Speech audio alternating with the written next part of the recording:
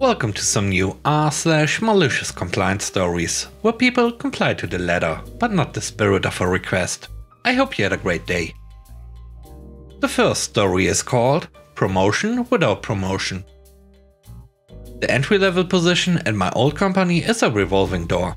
The pay is low, the work is unrewarding, and the expectations are unattainably high for the vast majority of the staff. The average time in that position is 6 months. This is by design. It's a position that requires minimal training, and there are plenty of applicants willing to work for minimum wage. It's actually a really great entry into the field and uses all of the industry standard practices and tools. Most people use it as a launching point for a successful career and move on to a higher paying job after half a year. One of the cool things about the position is that they offer a great perk for paid time off. You get 1 hour of paid time off for every 30 hours worked. There are no caps on accrual or limits on usage. It's a great way to attract recent college grads to the position. They feel like they are getting a great benefit, and the company knows they'll be gone in 6 months anyway, so they don't end up paying for a lot of time off. I took the job fully expecting to be gone within a year, but I ended up thriving in the position. My bosses were impressed, and they offered me raises if I would stay with the company and increase my scope of responsibility.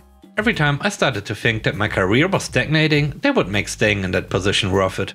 After a couple of years, I had learned enough that I felt confident in my ability to take on a mid-level role, so I asked for consideration. The mid-level roles come with benefits and a salary, along with a title that would look great on my resume. The drawback was that this position had a cap of 4 days of paid time off usage per year. Still, it would be a great stepping stone in my career, so I was eager to move up. The only problem is that the mid-level positions hires from a pool of candidates with an MBA, which I don't have. My boss told me that they would love to have me work on their team and would give me a good raise, but I wouldn't get the title, salary or benefits without an MBA. Works for me. I know how to write a resume and present myself in an interview, so the title is meaningless as long as I'm doing the work of that role. The pay increase would be great leverage while I search for a new job. And I don't need the benefits.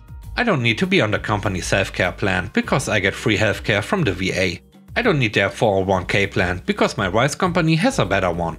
I don't need their student loan repayment benefits because the GI Bill paid for my degree. So I took the promotion, but I kept my original title. I don't think they realized that this means I also kept my original PTO structure, and at my new pay rate, giving me that much PTO would be kind of expensive. After about a year in that position, I was ready to move on. I told my boss I wanted to use all of my available PTO, and he said, "No problem, enjoy your 4 days." No, you don't understand. I'm still an entry-level job title. I'm off for the next 6 weeks. I actually did take a month off and had a great time. Then I started job hunting full-time and quickly got offers. When my PTO was over, I came back to the company with my 2 weeks notice. The timing was bad for the company because they didn't plan on spending that much on PTO that quarter. I hope they have revisited their decision to tell me that I was capable of doing a job but not qualified for the benefits of that job. The next story is called Demote Me for That.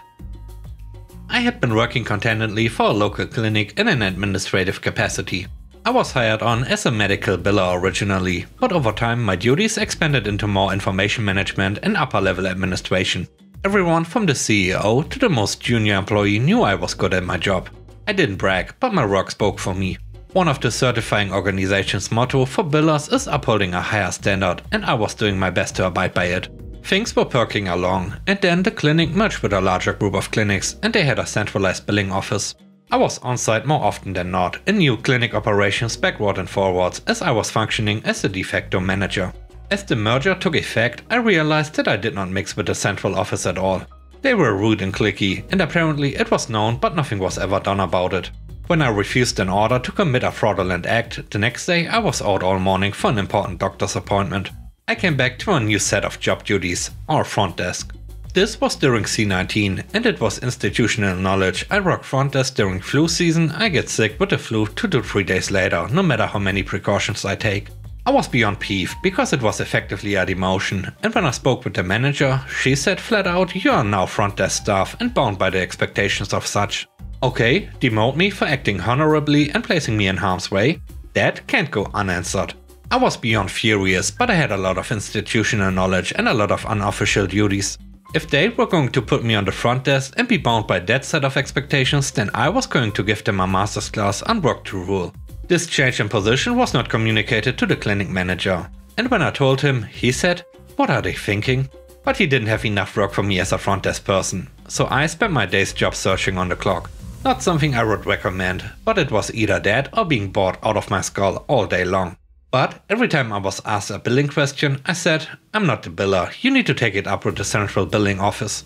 After a few weeks, the central billing office caught on, as I was adding more work back on them, and they tried to give me a few tasks back. I used a customer service rule to argue against it, and they had to admit I had a point. When the original CEO found out what was going on, he called it a waste. I suspect words were said, and I got a larger portion of my job back in an hour. Not only did I give them a well-deserved education on why one does not mess with a good employee, and the rumor is they still haven't learned or don't care to learn, but I also got paid to job hunt for my next position. The third story is called $150 saved but thousands wasted. My boss directed me to use a new system for an established process that I manage. I said, "Hey boss, I'd rather not use the new system for the process. Our deadline is next week. I've never used the new system, the rest of the team has never used the new system, and we've never tested the new system to see if it works. It will be fine. Everyone uses the new system and he loves it. You are sure you want me to do this?" 100%. Cue malicious compliance. A month goes by. End users have been using the new system. But now it's time to process things. But we can't, because the system doesn't work as needed. Talk to the vendor. I talked to the vendor. Yeah, the system was never designed to do that. Boss, the vendor confirms that the system doesn't do that. Okay, you and your team can do it manually. So in the end, yes, we did save $150 in fees by abandoning the old system.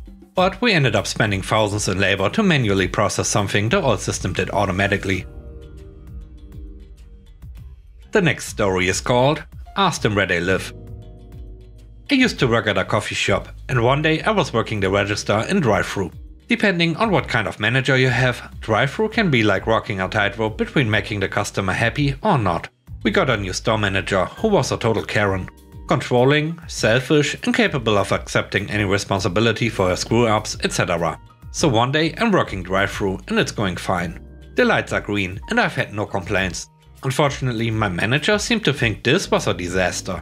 She walks over and micromanages every interaction I have with a line of cars.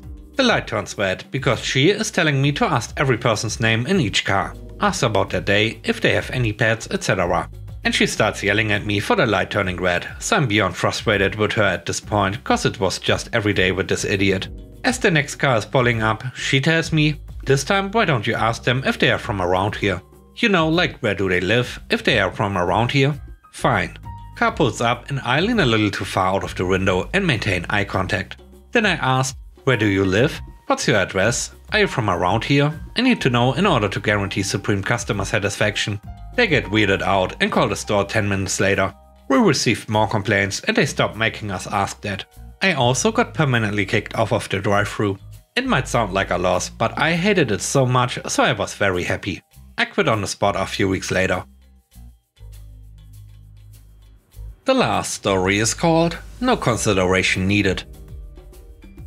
I had a manager who hated reading emails and would miss important issues/meetings because of it. I even suggested text-to-speech to make it less unpleasant, but he told me off. He spent a lot of time playing golf with clients and was mostly inaccessible. It got to the point where most of the team CC'd me. I was next on the totem pole, so I could grant approvals for stuff like expense reports and help out on projects my manager was supposed to work on. When I was getting married, I requested 3 weeks off for my honeymoon. Everyone knew I was getting married. The manager even congratulated me on the engagement when it happened. I had 5 weeks of vacation accumulated and didn't think it would be a big deal, especially since I was requesting it nearly 8 weeks in advance. Then a vacation request denied email comes in from our time off system. I emailed the manager following up, left voicemails, and after a week he finally replied to an email. "Look, we need dedicated people. If you think you can take 3 weeks off for a vacation, you need to reconsider your position here. Keep in mind my request stated, vacation request for honeymoon." I replied with, "No consideration needed. My last day will be dead in 3 weeks. Let me know about transitioning duties." I forward this to HR, CCing manager, and HR sets up my exit interview, but HR tells my manager to set up the transition for my responsibilities. During my notice period, I even replied all to this email twice, asking about transition plans, since I didn't get any transition plan. I tell my team, they ask the manager what to do with my duties, and the manager says he'll think about it, but doesn't do anything nor email anything out. 4 weeks later, I get a call from my old boss. Are you planning on coming in this week? Why would I? Because you work for me? Not as of last week. Stop messing around, get in the office. I told you my last day when you denied my vacation request. How about giving proper notice and transitions? HR asked you to develop a transition plan and to attend my exit interview. It's not my fault you don't read all your emails. I hang up and block his number, but screenshot the call log and send it to the HR contact with an innocent, should I be worried old manager thinks I still work for him? Things went from bad to worse for my old manager. Apparently I was doing most of his managerial duties, so he actually had to try and get stuff done himself. He also got into some legal issues. Those client golf outings, he played golf, but not with clients. That made his termination with cause, so no severance for him. I ended up at a competitor with a nice bump in pay. I wanted to start after my honeymoon, but the new company really wanted me help on a pitch. I joined for several weeks, reworking a third of the pitch, and then went on my honeymoon for 3 weeks. They paid me for the entire time off. That garnered a lot of goodwill from both me and my wife. I only left the company because Mrs. and I moved cross country, and they didn't have remote positions back then. And with that, we end today's video. Let me know what you think about the stories. On a scale of 1 to 10, how would you rate the stories and today's video? I hope you enjoyed the video. If you did, please don't forget to subscribe and hit the like button. And I hope you have a great day. Stay safe. Bye bye.